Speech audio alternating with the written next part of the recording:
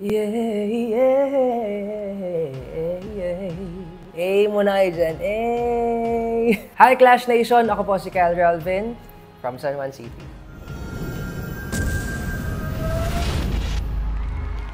Sumali po ako dito dahil na-miss ko pong kumanta talaga. Yun po talaga yung main thing. And gusto ko pong mag-perform. Na-miss ko po yung entablado, na-miss ko po yung mga ilaw, na-miss ko pong magpasaya ng mga tao sa pamamagitan ng boses ko po. So yun po yung mainly yung reason bakit po ako bumalik.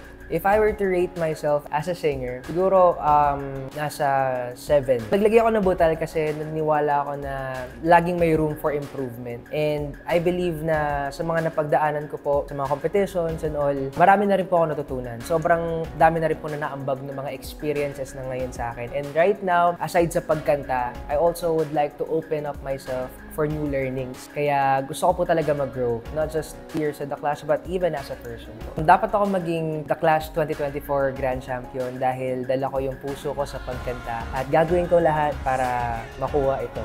Again, this is Kyle Alvin and see you Clash Nation!